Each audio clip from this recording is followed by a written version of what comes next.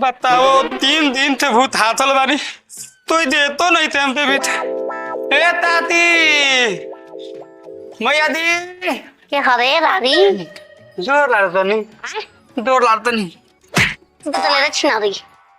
ते मारी मत समझ नहीं हम के 3 दिन से भूत लागल बा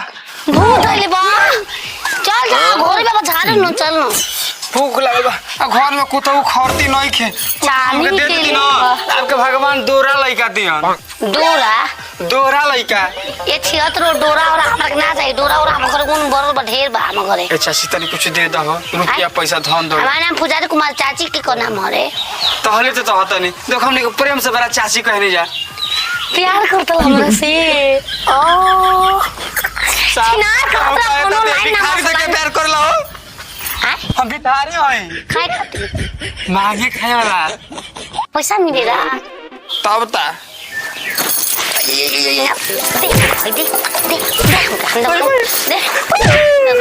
जो भाग भाग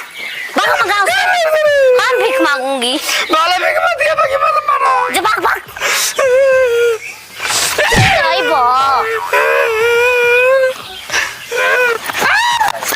तुम्हारा बोला खेत के भागता कैसे रे चानी की कटोरी में भीख मांगता भीख मांगना से मिलेला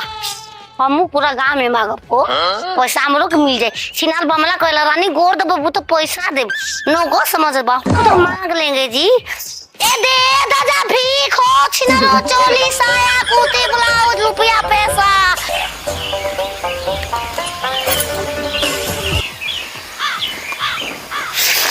अरे आइल बानी चल के हम तोहरी दुआरिया हो भीख मांगे आइल बिया गाँव के फूलझरिया हो कहाँ दे के हंस पर्दा भीख दो अरे दा हमके 5 गो सिक्का दो फिर से एगो चोली साया कच्ची कुल मैं दे दा भगवान हैसन दिन के मांगला तो सब देता तू दो ए का रहल हिय काल अभी 1 घंटा पहले अभी भीख मांगे लगा कैसे होला बचिए कुल मांगूंगी हमके का चोरी घटिया करो मांग के खा लेंगे शान से रहेंगे भिखारी हूँ जीता हूँ शान से मरता हूँ शान से अरे हम बुझता नहीं कि मुकेश अब तू हो बताओ माई के मुँह से कवा कौन मुँह से कवा रे रानी हम वो गाँव गंगा वो पार के घर के हई जेबसी घर के हई जेबसी ऐसन दिन आ गेल भगवान तर सब कर भला करस दादा भाला भाला करे त दुखाई ना रे रानी सुई सुई को दो सुई भगवान तहरा सब कर सुई कर अरे राम दा दा दा ले ले अरे लेकिन हमारा नीचे बुझत रहो देता नहीं कि कैसे होई देखे के पड़ गेल तोरा हम 4 साल के लइका रहे नदी में हम डुबा देनी ओकरा के काले अच्छा ओकरा बस हमर कछिए चीर जात रहे हो लो तू जैसे जा हम बुझा गेल तू का करबे दा हो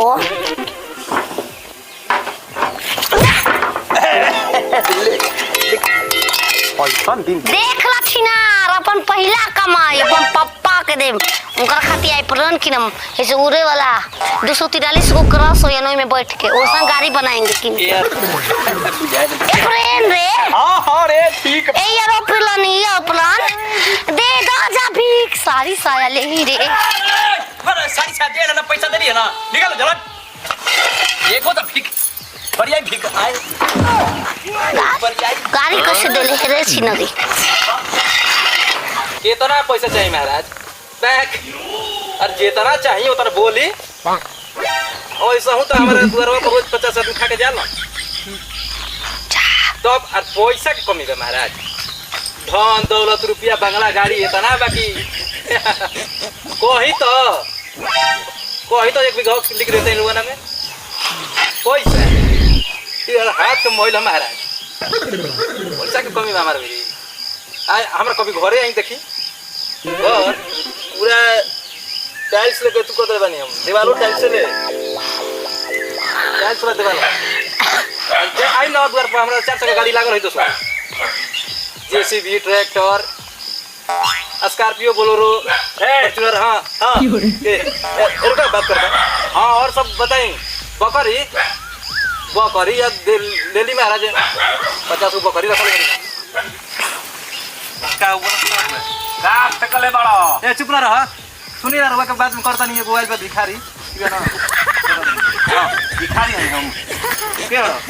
हो फोन आवा कइला मंगला अब पैसा बा 50,000 कहला के आओ भैया सूद दे ओए हई अच्छा ये हमारा से तो चोराओ तो लगे भैया माटी के घर में रही ना कुछ नहीं के खैला बिना मरने आई जे फेंका तोरा लंबा लंबा भैया मामला दूसरा मामला दूसरा ल हई टाइल्स के घर हमर बुझा गइल कइला पेटा तोरा का छोड़ बंद रहो कहीं ना मतलब बोला ना का बता बोलो कहा काहे के बोले कि 50,000 रुपया चाहिए खैला बिना मर तनी घर में पैसा कमी बा भैया दे जा हां भैया कम आई जे लंगर चलाओ तोरा टाइल्स के घर में करो भैया के खाना पड़ा बहुत खराब टाइल्स की खराब अरे आई जा भीख दी जा गहूं चावल लो आती चल आगे बढ़ा आगे बढ़ा अरे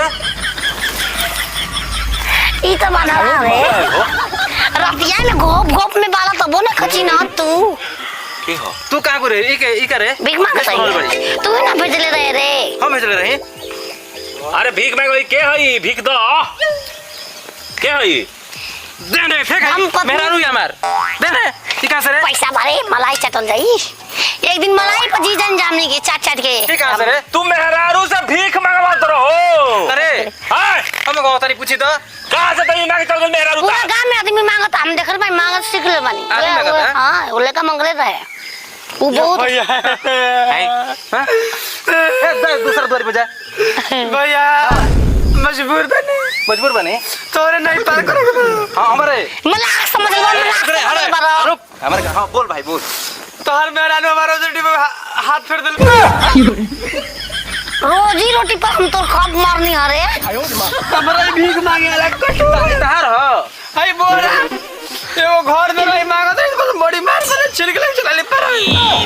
अरे और एकदम कलिया घरे हम खाना खाए बोलौले ए रहे भैया इन्हीं के समझा दो मम्मा के दिखाई ना 100 किस्म के खाना खानी अरे छिल नहीं तू कर हां जो घर जाए तो किस्म के खाना खानी बता इतना धनी मनी आदमी के तू समझ चल बड़ी ए धनी मत दे मार दे मांग के तू 10 कर दे तू धनी मनी उतना अरे ठीक है का बचावा ए देख हमरा के मिलल बा रोजी मत रोटी घबराई मत तार दे बा पेट पे लात मार देले हो मैं रोज 50 नहीं, पेट फुला तो। समझ ए, जाए का बिजनेस का कर लो भैया हां का कर लो बिजनेस घूम घूम मांगे नहीं 50 इनको के ले जाओ धान में ई होंगे हाल बा ए भैया ए जेबीरी हां ट्रेन में ट्रेन में लड़कियां बन के हां लैटरिन में तोरा के करियो सो पैसा मिली हां 1,80,200 रुपया 1 लाख छोटा पढ़ले में काम हो जाई तारा के पैसा हम ना दे हैं ना ए भैया भैया भैया ना, ना, ना, ना। ए भैया है भैया भैया कुछ ना का तार हई पैसा ले उठा लो भैया से भैया तेरे दे पैसा दे अरे भैया के ना। पैरवा पकड़ रहा है ना पैसा दे दो भैया बहुत गरीब आदमी है भैया खोला बिना मुंह ना ना ना भैया भैया ए ना ना ए ए, अरे भैया, भैया। भैया भैया, भैया, भैया भैया भैया भैया ए भैया